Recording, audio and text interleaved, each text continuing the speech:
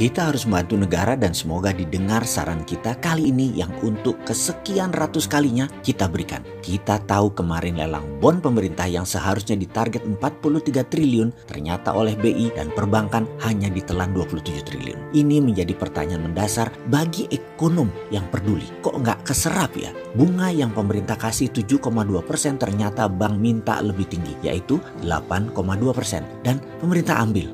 Menarik nih buat dianalisa. Penggelontoran atau kuantitatif easing gak efektif kah ibu? Pasar tidak menerima strategi ibu kah? Oke, satu lagi kita tambah. BI memberikan bantuan likuiditas kepada bank untuk bank salurkan lagi ke nasabah atau penerima kredit. Ternyata para bank tidak banyak yang mengambilnya. Mengapa? Apakah dunia perbankan saat ini melihat sangat beresiko memberikan kredit kepada dunia usaha atau dunia usaha yang sedang dalam restrukturisasi keuangan di bank yang membuat semua bank melemburkan karyawannya karena banyak kreditur bermasalah membuat bank tidak mau ambil resiko menyalurkan kredit baru.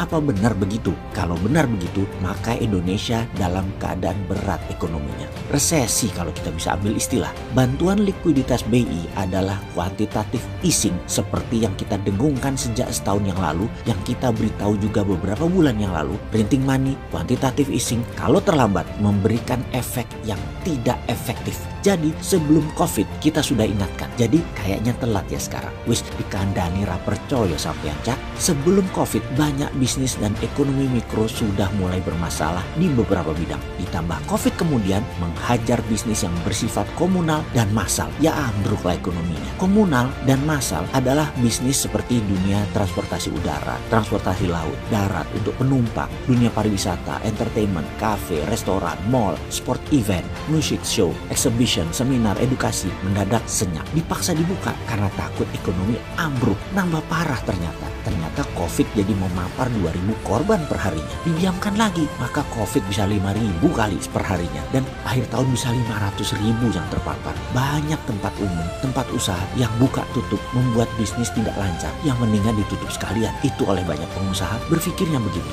Syukurlah vaksin sudah mulai diproduksi. Alhamdulillah. Dan pengalaman dunia vaksin yang belum 1 tahun dicoba ke manusia di banyak kasus bisa menimbulkan masalah baru. Sehingga tidak heran pemimpin sekarang memilih rakyatnya dulu yang divaksin. Beda banget ya kalian itu pemimpin. Kalau di Rusia anaknya Putin dulu yang divaksin. Duterte, presiden Filipina, dia duluan divaksin. Memang pejabat sekarang berbeda kelola negaranya dengan negara lain. Penuh kehati-hatian untuk dirinya. Kembali ke ekonomi Indonesia, maka ada baiknya kita beri saran. Oh ya, kayaknya kita saat ini satu-satunya orang yang kurang ajar yang berani memberikan saran kepada pemerintah. Kita sedikit dari orang yang tidak yes sir, namun memberikan solusi beda. Walau sering dibilang sama fansnya kita anak nakal, tapi daripada ngomong doang, kita terus berikan saran dan sesekali kita buktikan. Kita mengerjakannya walau skala kecil. Maklum, kita bukan oligarki atau kita bukan yang dapat fasilitas pemerintah seperti BUMN. Jadi kecil-kecilan, tapi kita udah jalanin. Jadi kembali ke permasalahan bank saat ini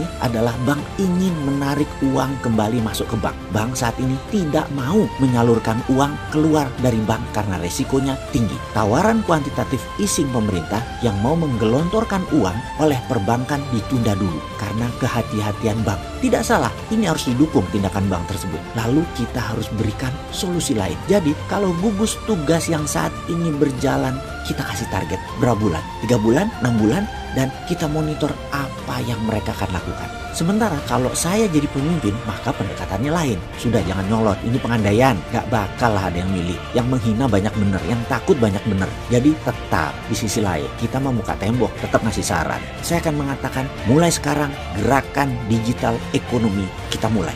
Apa yang kita lakukan?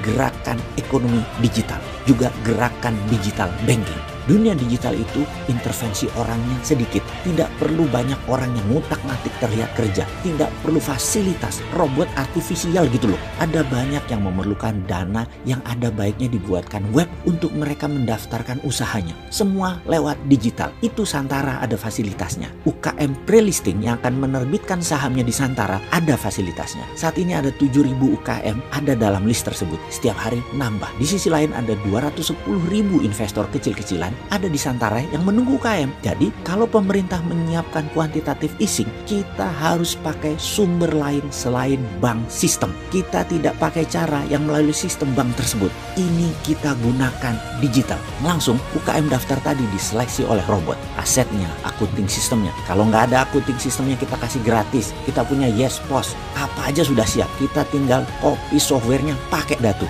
Jadi yang telah memenuhi syarat gelontorkan uang ke ATM mereka, ke rekening mereka.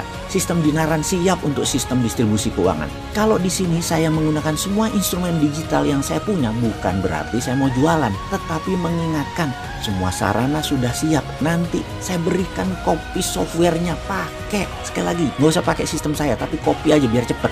Sehingga pendanaan tidak merepotkan bank. Dan UKM langsung tancap gas di G5 produksi. Indonesia bisa menyalip di tikungan dan jadi unggul. Dan di musim gerimis saat ini, inilah momennya. Ini peluang, Bung. Gerimis mengundang.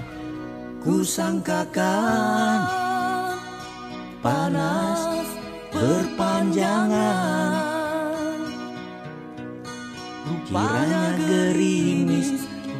kiranya gerimis mengundang.